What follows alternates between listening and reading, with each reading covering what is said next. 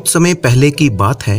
रतनगढ़ के राजा वामदेव, जो कि एक बहुत ही दयावान और कुशल राजा थे, उनके राज्य में कई छोटी छोटी रियासतें थीं। इन्हीं में से एक रियासत थी जिसका नाम था कृष्णपुर, जहाँ के न्याय अधिकारी श्रीमान नीलकंठ अपने न्याय के लिए बहुत ही प्रसिद्ध थे। पूरे राज्य में ये चर्चा थी कि उनके समान न्याय करने वाला न्याय अधिकारी आज तक पैदा नहीं हुआ। वे झट से दूध का दूध और पानी का पानी कर देते हैं। कोई भी मुजरिम उनकी पैनी आंखों से बच नहीं सकता। उनकी ख्याति दूर दूर तक फैली हुई थी।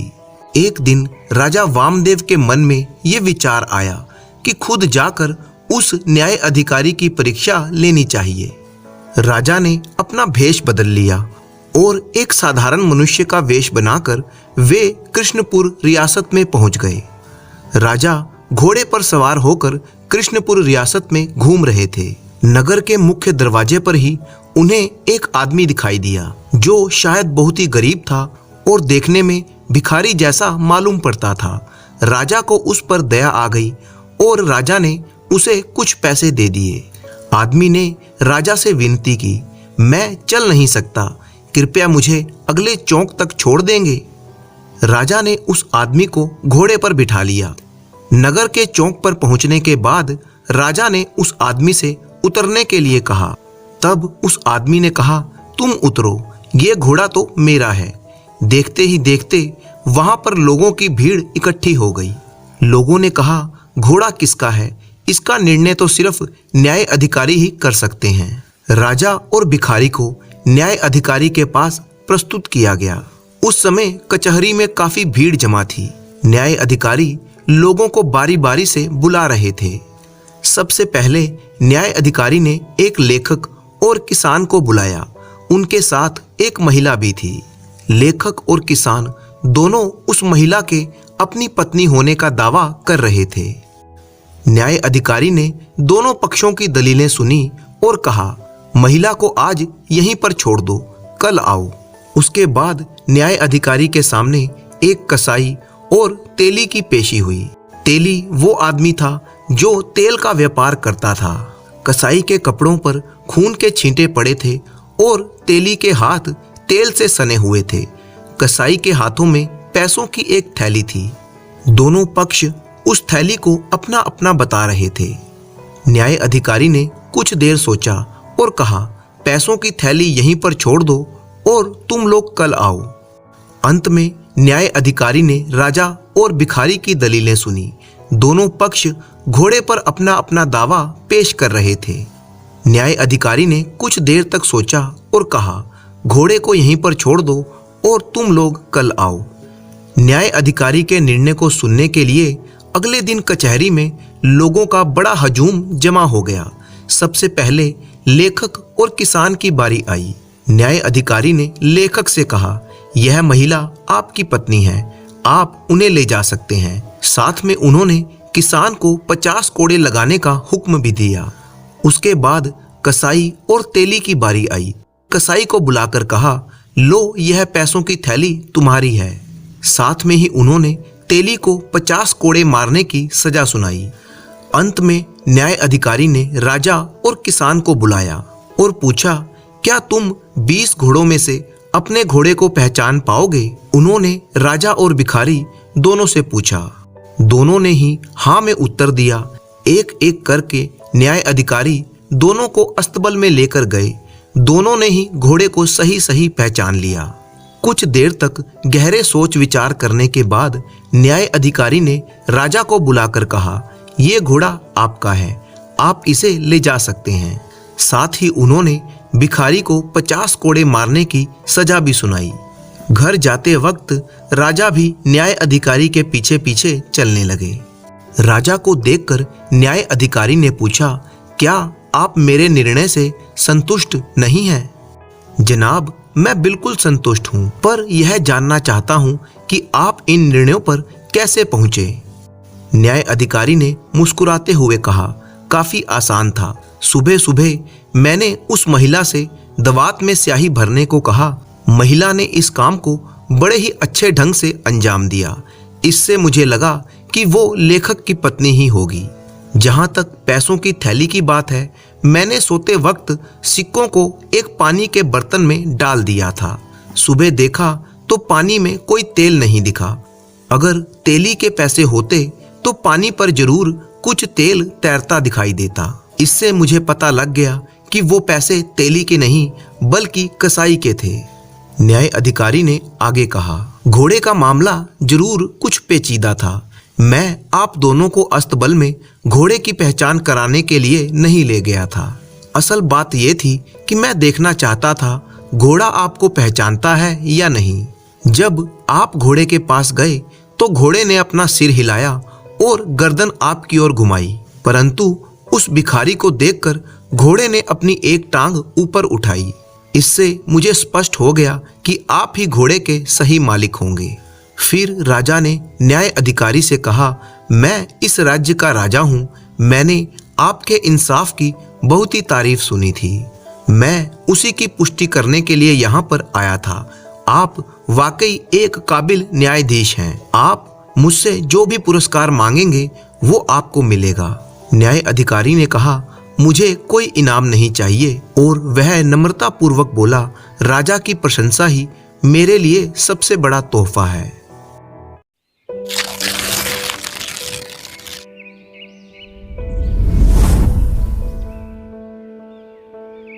गंगवार नाम के एक गांव में शिवदास नाम का एक कवि रहता था। जो भी उसकी कविता सुनता उसकी प्रशंसा किए बिना नहीं रह सकता था।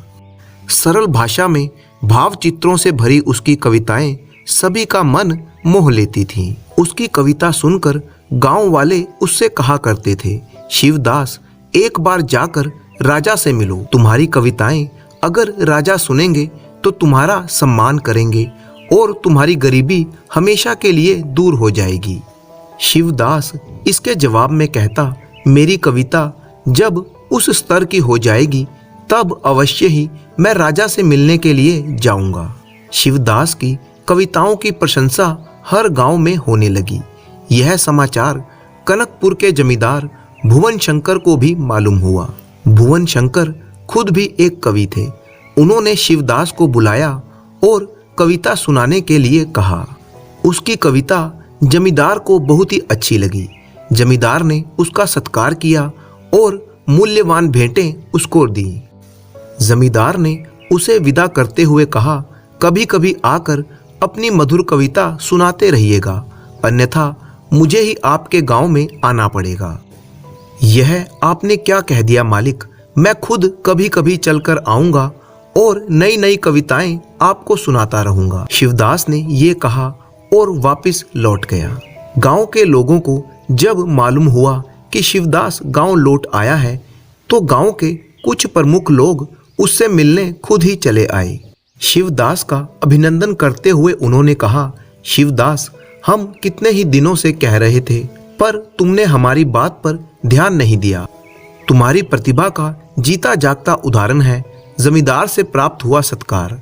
अब तुम्हें राजा से भी मिलना चाहिए। शिवदास ने उनकी बात टालते हुए कहा, इसके लिए कुछ समय और लगेगा। लगभग 1 महीने के बाद जमींदार ने फिर से शिवदास को अपने यहाँ पर बुलाया, परंतु जमींदार किसी जरूरी काम पर अचानक कहीं चले गए थे। वे अब कनकपुर से थोड़ी दूरी पर बहने वाली गंगा नदी के तट पर स्थित अपने किले में थे। जमींदार के नौकर शिवदास को उस जगह पर ले गए। शिवदास की सुनाई मधुर कविता को सुनकर जमींदार मंत्रमुग्ध हो गए। उन्होंने शिवदास से कहा, आपने कमाल की कविता सुनाई है। इतनी मधुर कविता तो मैंने पहले कभी नहीं सुनी। मेरी इच्छा है कि आप कुछ दिनों तक यहीं पर ठहर जाएं और हमारा आतिथ्य स्वीकार करें। फिर जमींदार ने शिवदास के रहने का आवश्यक प्रबंध वहां पर कर दिया। शिवदास सूर्य उदय से पहले ही जाग गया और नदी के तट पर पहुंच गया। वहां का वातावरण कितना ही सुहावना था। गंगा नदी में जल भरा हुआ था। शिवदास उसके प्रवाह को देखता ही रह गया। उसे लगा मानो चारों तरफ ओंकार की ध्वनि उत्पन्न हो रही थी। सूर्य उदय के बाद उसकी किरणें जल पर चमक रही थी। शिवदास को लगा मानो सोने की नदी बह रही हो। इस दृश्य को मनन करते हुए वह किले में पहुंचा और उस दृश्य के भाव चित्रों को ताल पत्रों पर लिख डाला। इस नई कविता को पढ़ते हुए शिवदास को अलौकिक आनंद हुआ। उस दिन से लेकर वह हर सुबह और शाम को नदी के तट पर जाता और गंगा जी को जी भर के देख लेता। वहां के सुंदर वातावरण का वर्णन करते हुए कविताएं लिखता था। उन कविताओं में गंगा माँ की करुणा का वर्णन करता था, जिसकी कृपा से करोड़ों प्राणी जीवित होते हैं। वहां पर एक सप्ताह रहकर वह जमींदार की अनुमति लेकर वापस अपने गांव में जा पहुंचा। अब शिवदास जब अपनी कविता गुनगुनाता तब उसे विश्वास होने लगा कि मेरी कविता राजा को सुनाने के लायक हो गई है। उसमें राजा से मिलने के लिए प्रबल इच्छा उत्पन्न होने लगी। उसका निर्णय सुनकर गांव के लोग बड़े ही खुश हुए। शिवदास को भेजने के लिए आए ग्रामीणों में से एक ने कहा, इतने लंबे अरसे के बाद हमारी बात मानकर तुम राजा के दर्शन करने जा रहे हो। गांव के एक दूसरे आदमी ने कहा, राजा का सम्मान पाने के बाद तुम राजकवि बन जाओगे, तब हमें और हमारे गांव को भूल मत जाना। एक दूसरे ग्रामीण ने टिप्पणी की, हमारा शिवदास ऐसे आदमियों में से नहीं है, ये तो स्वभाव से बहुत ही अच्छा है।